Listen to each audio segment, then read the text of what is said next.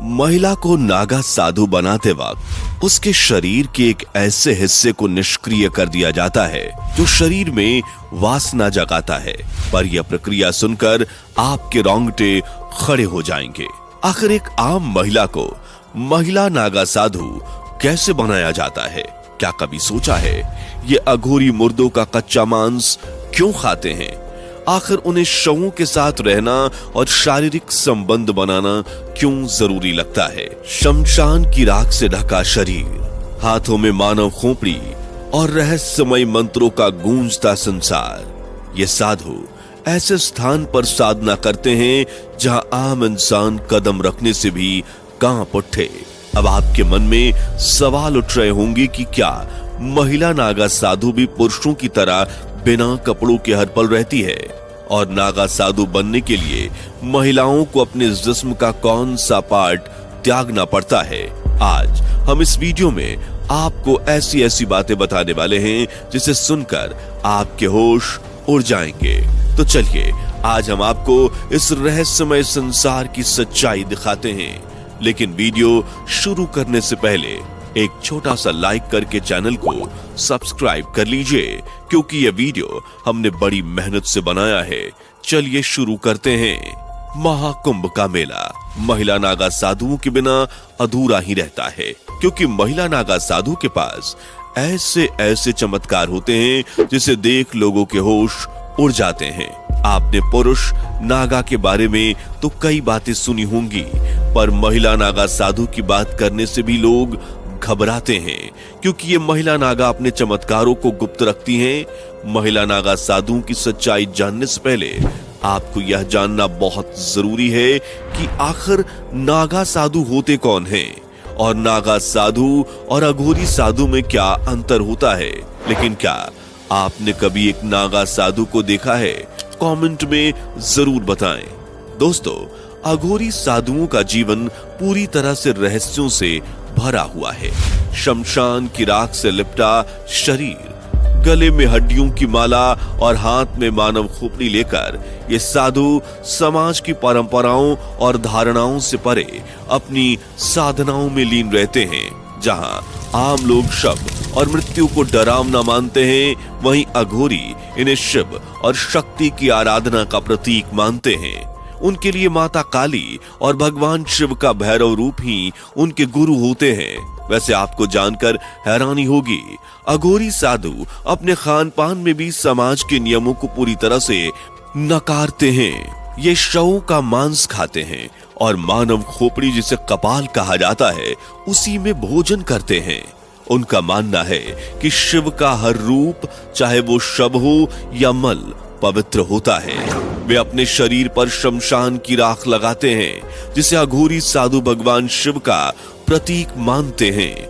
और इसके पीछे एक वैज्ञानिक पहलू को देखें तो राख में कैल्शियम, फास्फोरस और दूसरे खनिज होते हैं जो त्वचा की बीमारियों से शरीर की सुरक्षा कर सकते हैं।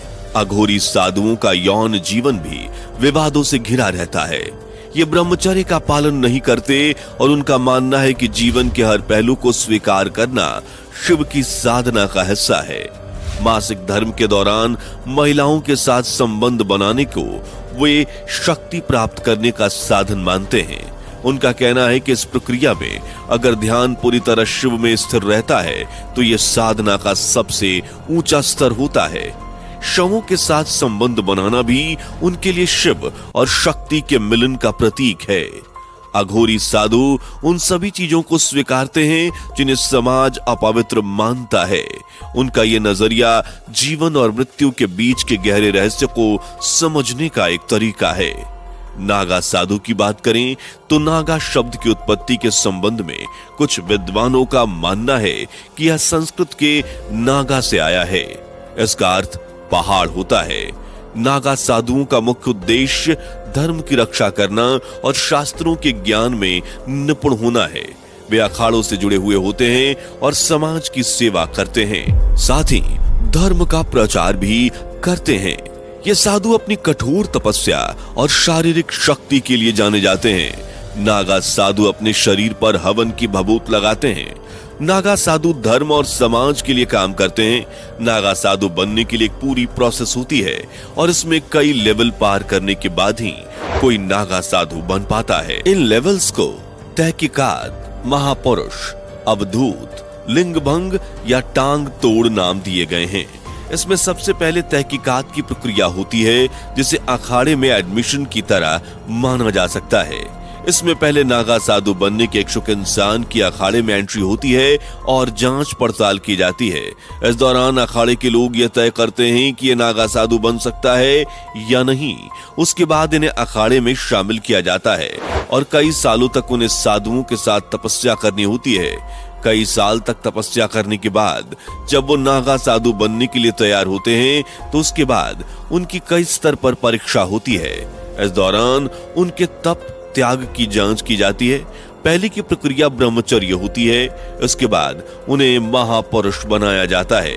इस प्रक्रिया में उन्हें रुद्राक्ष दिए जाते हैं जो अक्सर नागा बाबा के शरीर पर दिखाई देते हैं। इसके बाद अवधूत प्रोसेस से गुजरना पड़ता है, जिसमें उन्हें बाल कटवाने पड़ते हैं, मतलब मुंडन होता है और खुद का ही पिंडदान करना पड़ता है।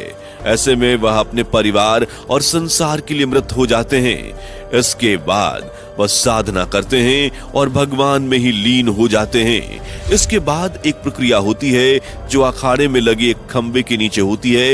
इस प्रक्रिया में कई रिवाज पूरे किए जाते हैं, जिसमें लिंग भंग की प्रक्रिया भी होती है। इसके बाद उन्हें वासना आदि से मुक्त कर दिया जाता है। इस प्रक्रिया के बाद नागा साधु बनते हैं। अघोरी साधु और नागा साधु दोनों भगवान शिव के अनुयायी होते हैं, लेकिन इनकी साधनाएं और जीवन शैली बिल्कुल अलग होती है। अघोरी साधु अपने गुरु को भगवान शिव के 5वें अवतार के रूप में मानते हैं और वे मुख्य रूप से शमशान घाटों पर शवों के बीच साधना करते हैं। वे मांसाहारी होते हैं और शवों का मांस भी खाते हैं। उनका उद्देश्य जीवन और मृत्यु के भेद को मिटाकर मोक्ष प्राप्त करना होता है। वहीं नागा साधु अपने गुरु से दीक्षा लेकर हिमालय, काशी और गुफाओं में तपस्या करते हैं। वे ब्रह्मचर्य का पालन करते हैं और ध्यान व अग्नि यज्ञ के माध्यम से साधना करते हैं। नागा साधु शांत शिव रूप की पूजा करते हैं, जबकि अघोरी शिव के उग्र रूप भैरव की उपासना करते हैं। दोनों साधु अपनी भक्ति में निष्ठावान होते हैं, हालांकि उनके साधना और जीवन शैली में बड़े अंतर होते हैं। अब बात करें महिला नागा साधु की। महिला नागा साधु बनने से पहले यहाँ महिलाओं को 10 से 15 साल तक कठिन ब्रह्मचर्य का पालन करना पड़ता है। इसके बाद अगर इन महिलाओं के गुरु इस बात से संतुष्ट हो जाते हैं कि महिला ब्रह्मचर्य का पालन कर सकती है, तभी उसे दीक्षा प्रदान की जाती है। नागा साधु बनने के लिए दृढ़ इच्छा शक्ति और सन्यासी जीवन जीने की प्रबल इच्छा होनी चाहिए। महिला नागा सन्यासन बनने से पहले अखाड़े के साधु संत उस महिला के घर परिवार और उसके पिछले जन्म की जांच पड़ताल करते हैं। महिला को भी नागा साधु बनने से पहले खुद का ही पिंडदान करना पड़ता है और पुरुषों की तरह महिला नागा साधु का भी मुंडन किया जाता है और फिर उस महिला को नदी में स्नान के लिए भेजा जाता है। महिला नागा सन्यासिन पूरा दिन भगवान का जाप करती हैं और सुबह सुबह जल्दी उठकर शिव जी का जाप करती हैं। इसके बाद दोपहर में भोजन करने के बाद फिर से शिव जी का जाप करती हैं और शाम को सोती हैं। अखाड़े में महिला साधुओं को पूरा सम्मान दिया जाता है। जब महिला नागा सन्यासी पूरी तरह से बन जाती हैं, तो अखाड़े के सभी साधु संत उस महिला को माता कहकर बुलाते हैं। साथ ही सन्यासी बनने से पहले महिला को यह साबित करना होता है कि उसका अपने परिवार और समाज से अब कोई मोह नहीं है। इस बात की संतुष्टि करने के बाद ही आचार्य महिला को दीक्षा देते हैं। आपको बता दें कि महिला साध्वी को पूरी तरह से नग्न अवस्था में रहने की इजाजत नहीं है। वह बॉडी पर एक भगवा कपड़ा लपेट कर रहती है।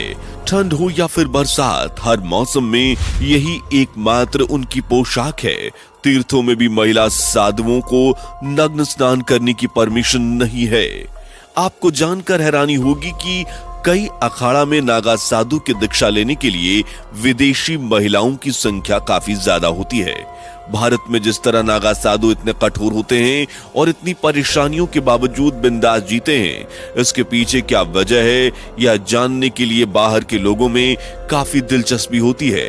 यही वजह है कि कुंभ में नेपाल से बहुत सी महिलाएं आती हैं। इनमें कई साध्वी ऐसी होती हैं जो गृहस्थ जीवन को त्याग कर साध्वी बन गई होती हैं। जूना अखाड़े में इस तरह की कई साध्वी हैं। इसके अलावा जर्मनी, मॉस्को, अमेरिका समेत अन्य देशों की महिलाएं भी साधु बन जाती हैं। इनमें तो कई ऐसी हैं जो बिल्कुल यंग और पढ़ी लिखी हैं।